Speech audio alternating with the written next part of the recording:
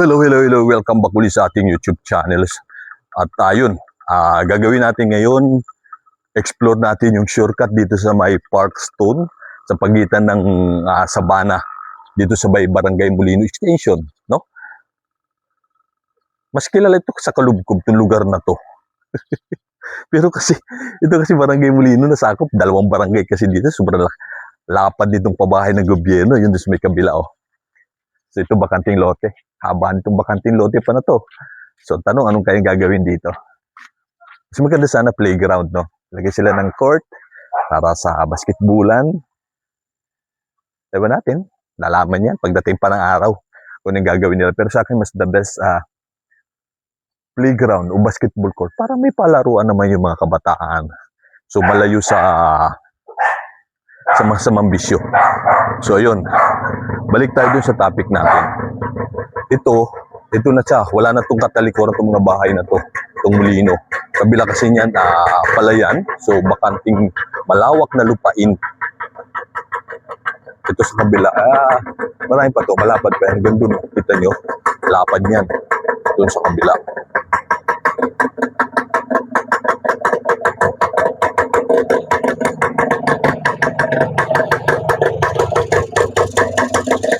So yun, okay na tayo dun sa mga ano, no? At ganda naman pagkakagawa nito. Dami ng mga gandang bahay. Hindi mo na pagkakamalang mga pabahay ng gobyerno ito, yo. Di ba? Sino magsasabi pabahay pa ng gobyerno yan? Kung ganyan nakaganda. Kaya nga ayaw nang maniwala ng mga kababayan natin, ibang mga kababayan natin na mga mahihirap yung mga nare-relocate sa pabahay ng gobyerno. Ang gusto lang nila talagang naghihirap yung mga kababayan natin. Ewan ko ba? Magandang umaga po. So malapit na yun dito yung shortcut. Ayun, nakita ko na parang nandito atin. Lipat na nga natin yung camera natin.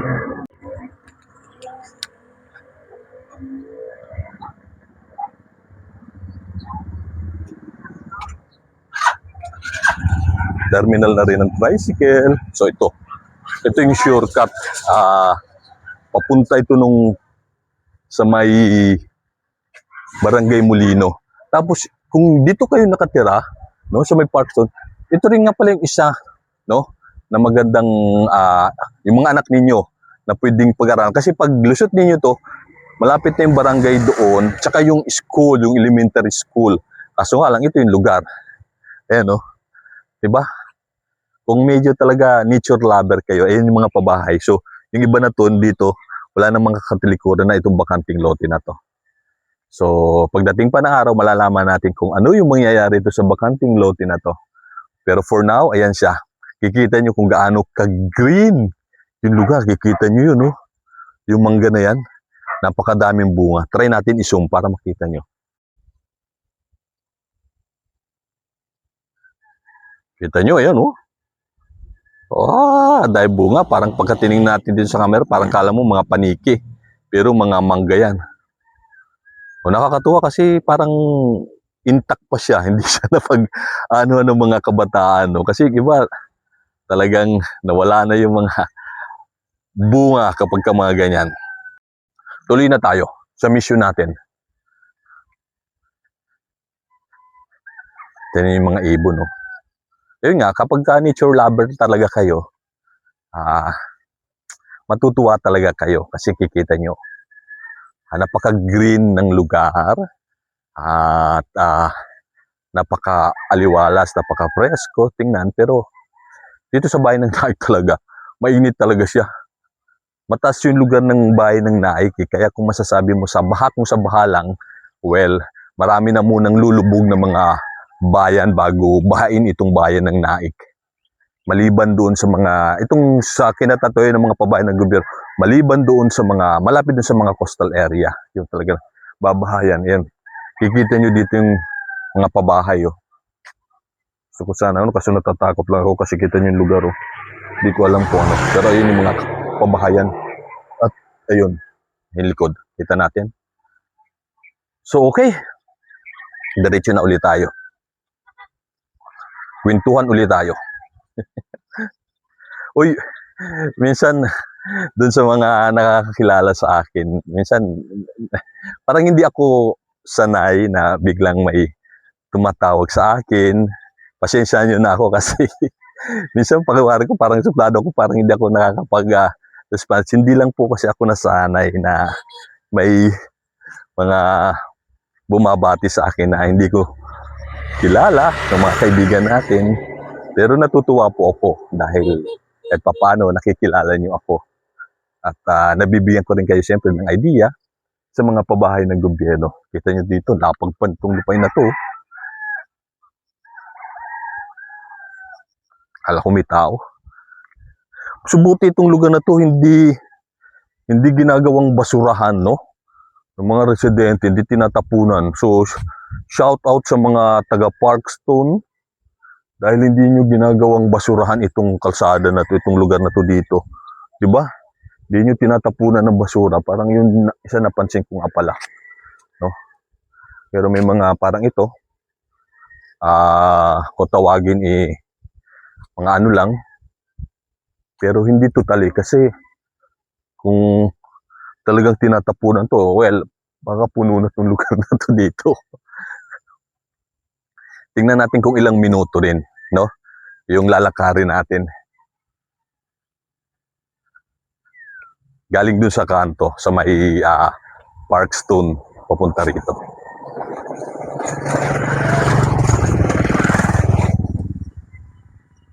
Presko. Okay. Itong mga mangga na to kasi napakalapit sa kalsada. Ayun, wala na talaga sa bunga. Kahit maliliit, wala na talaga. Talagang madaling maano yung mga mangga na to.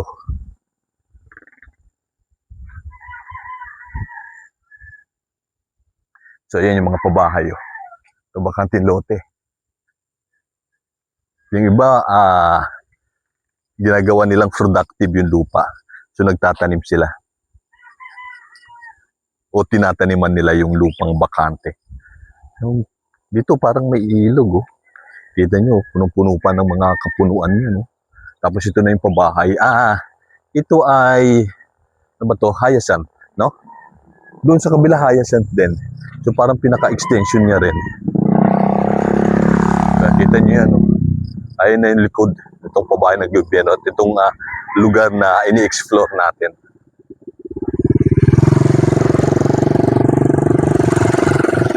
Tinaniman na nila ng gabi.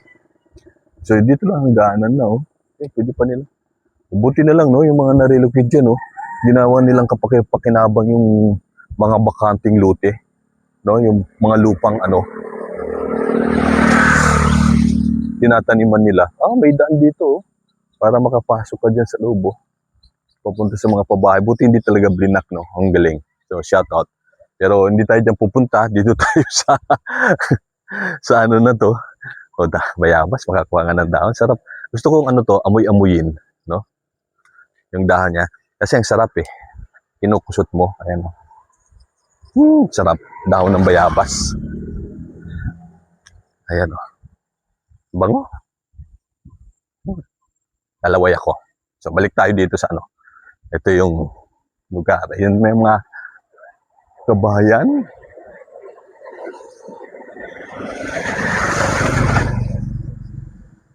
Pa yung mga pabahay. Uy, may mga nahulog na mga bunga ng Indian Mingo. Kasi Indian Mingo to. Uy, may mga bunga pa. Ang dami, oh. Parang mga bagong, kumbaga mga sariwa pa. No? Yung mga, ay, excuse me. Dito tayo. Katakot. Si Doggy, laki. Ay, nakakatakot talaga. Ano ba yan? So ito may aso na naman, oh.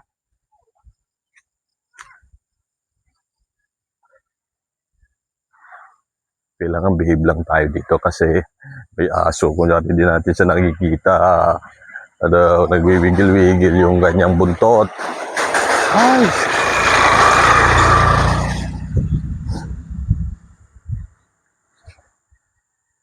Ito tinaniman nila kasi parang pinabayaan na. Siguro nakapag-ani na sila, kaya ganyan na. Hindi natin alam kung anong gulay ito. Sitaw ba? So ito yung lugar. Doon tayo nang galing sa kabila. At mahaba na nilalakad natin. Nakaka 6 minutes na tayo galing doon sa kanto. So kita nyo, yung mga nakatira doon, yung estudyante. So lusot papunta doon sa school sa may Barangay Molino. Siyempre ito, may ilog dito, may tulay. So, taas nito. Ay, grabe. Taas. Medyo na yung ilog niya, yung semento. Tagal na rin pala to. Labo nga lang ng tubig. Ang labo. Sa kabila, nag-landslide na yung mga safe pa ba itong tuloy? Sa bagay, mga magagaan lang naman dumadaan dito. Ayun, okay, parang tas yung tulay. So, kung ito sana, ganito, doon sa may pag-akyat, doon sa may Kalubkog, sa may Parkstone, ganito yung ginawa nila, parang mataas yung tulay. Mainam sana. Diba, yan, Parang kala mo flat lang, papunta doon. Pero dito, medyo mataas yung lugar. Pero doon sa kabilang side, halos flat na yung kalsada. Pero dito, ayan, nahirapan yung, tawag doon, tricycle. Umakyat. Dito, medyo matarik itong kabila na to. Okay.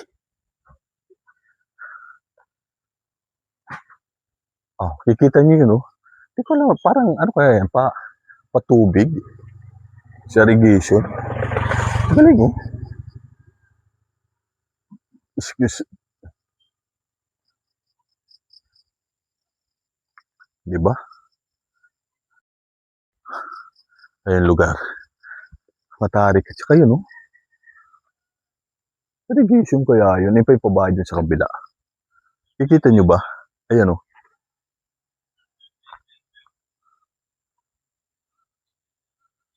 Papunta sa kabila na yun,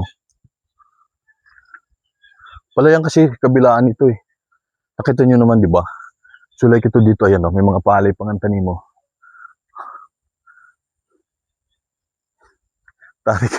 Tarik dito kaysa doon sa kabila. Irrigation nga, ayan, Diniretso dito. Ayan, galing.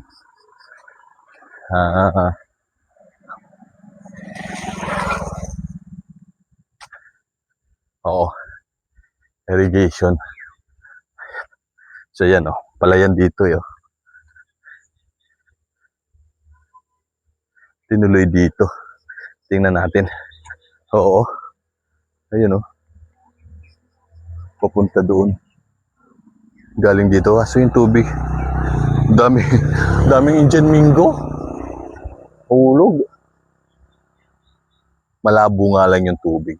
Indian Mingo itong taas niya. Kaya ang daming Indian Mingo mga bumagsak dito. Pero diretso doon. Okay? So go na ulit tayo. Papunta doon sa pabahayan. Likod kasi yung pabahay, may mga palayan pa.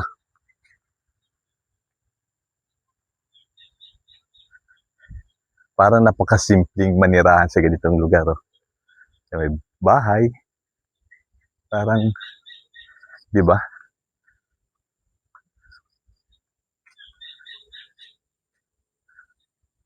Probinsyang-probinsya talaga. Tapos, malayo ka sa ingay ng mga sasakyan, sa usok ng mga sasakyan, sa lahat ng populasyon sa syudad. Napakalayo mo talaga. Kaya kikita mo yung lugar, Napaka-greenish ng lugar. Kada umaga puti. So, ayan. Mahaba-haba na nilalakad natin. Sampalok, Galing, Sampalok. Kawawa yung mga palay. Tinan nyo, dumadapa, Parang nang hipo-hipo. Pero ang taas na nila, Sabi ng iba, parang yung mga katulad nito, yung may mga dahon-dahon, parang bumabagsak. Ayun, oh.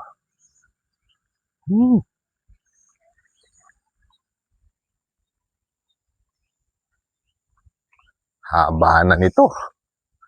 So, samahan nyo lang ako sa pag-explore natin, ha. Ganda ng halaman, no.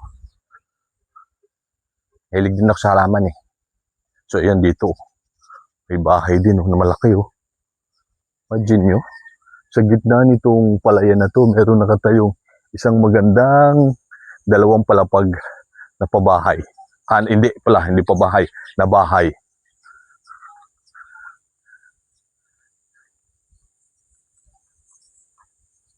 Oh, kita nyo yun, may mga ibon, lalaki. Ito, dyan, Mingo, tinan nyo yung mga bumagsak. Ang asim ng amoy ng dyan, Mingo. Lalangaw din talaga, oh.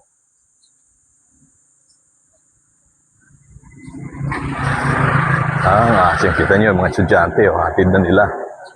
Kasi paglabas natin dito, nandiyan na yung school. So, tinan nyo rin itong bahay na to. Ang simple, parang malayo sa Kamaritisan. Pero may tindahan, no? No? Ang simple, saan kayo lugar papunta itong kalsada na to? Dito na muna tayo. Sana ang atin yun doon, eh. Kaso may iba yung ating kada umaga po.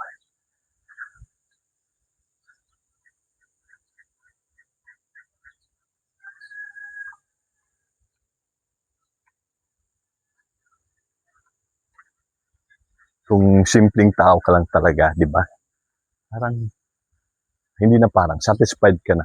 Meron kang ganung bahay, meron kang nakakain na 3 beses sa isang araw, with merienda. Solve na. Bayabas, oh. Hindi na nakakainog.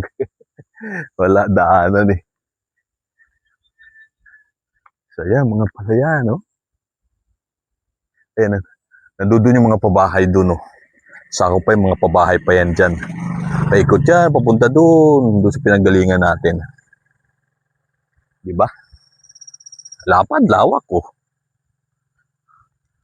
Kung gaano kahaba yung video natin na to, ganun kahaba yung nilakad natin magmula doon sa may Parkson Extension papunta dito sa kabila.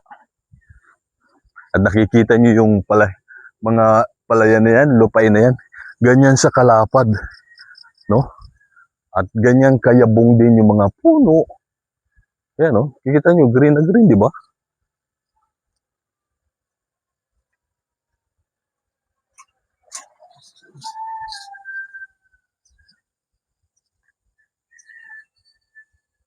Sagasaan ang Prague, katulad dito. Yung tao, parang wala natang tao. So, tingga lang. So, yun doon, no? Ito. May mga residente rin naman, kahit sa gitna ng hindi mo lang, no, malalaman kapag hindi mo talaga pinuntahan yung lugar na may mga naninirahan yun, no? Atid, papunta sa eskwela. Kung lalakarin mo, malayo rin talaga. Galing dun sa kabila. Malalaman natin yan. Tingin ko mga baka 15 minutes pagka nilakad mo. Kaya kung maglalakad ka talaga galing dun sa may pabahay ng gobyerno, sa may Parkson Extension, sa may Sabana, may Kalubkob, mas kilalang Kalubkob yun, eh. Mahaba-haba din talaga ito. Pero, hindi ko masabi kung safe, pero parang safe naman, no? Na maglakad din siguro yung mga kabataan. Pero, mas the best, samahan talaga para mas double safe. Kasi hindi natin masasabi yung isip ng mga tao. Hindi rin lang naman din na kasi, no? Yung mga nakita natin, ilang mga residente, at the same time, marami na rin na-relocate. So, sa mga local, medyo komportable pa ako na okay. Pero yung mga, siyempre, yung ibang mga tao na hindi naman talaga taga dito, yun yung isa sa Pero mas komportable din ako na safe naman din maglalakad doon. Pero pang ilog dito, maliit. Ayan, labo ng tubig. Napansin ko lang talaga, malinis itong lugar na to, itong dadaanan. Although yun, may mga bagsak na mga dahon. Pero yung mga basura na na-consume na ng mga tao, halos wala naman. So ito talaga, normal lang yung mga kadahunan na yan na nakikita natin. So magaling, shout out dun sa mga residente. Katulad dun sa mga nasa baba. Siyempre, itong mga residente na to, mga nakatira dito, alam naman na natin yan. May disiplina sila kasi diyan sila nakatira, ginagawa nila ng paraan na yung mga basura nila kada umaga. Kaya makikita din natin na wala basura. Ayan, like yung mga damo, iawalis nila, susunugin nila katulad nito. Diba? Kunti na lang, nakikita na natin yung highway. Ayan na. Kita na natin yung highway. Siguro 3 minutes. Basta yun na yung highway. Ayun na yung nagdudugtong ng Barangay Malainin Bago. Itong lugar ata lulusuran natin na ito ay Barangay Molino. Itong nasasakop, itong in-explore natin na kalsada, itong shortcut. At nakita nyo to, binitin pa. Kakapiraso na lang to. Naubusan ng budget.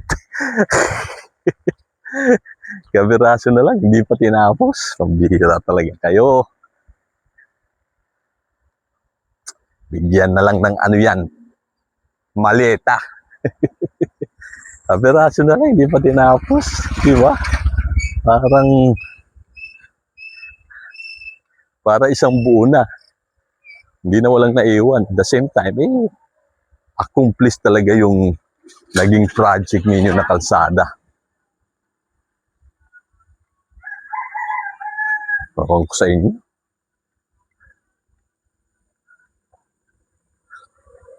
Okay.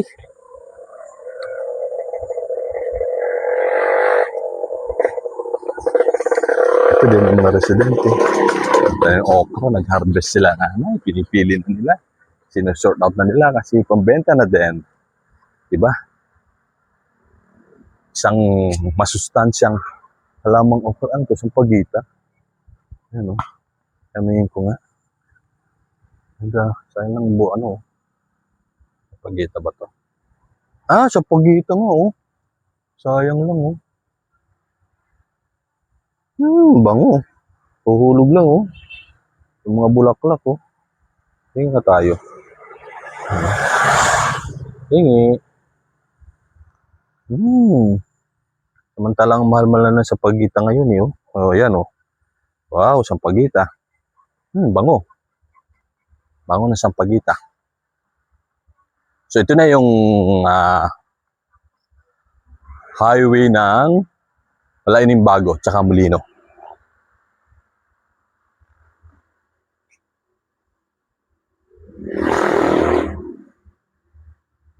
Okay. So ayun. Kaya kung nakatira kayo dito sa may park zone, ito yung magandang daan. Didiretso ka lang dito. So, tama. Nandoon yung eskwelahan. Sa dulo na yun doon. Hindi nag-alayuan. Yung school ng elementary, banda doon sa kabila. Yung high school, dito sa may Balay, sa may Malainin Bago, papunta doon.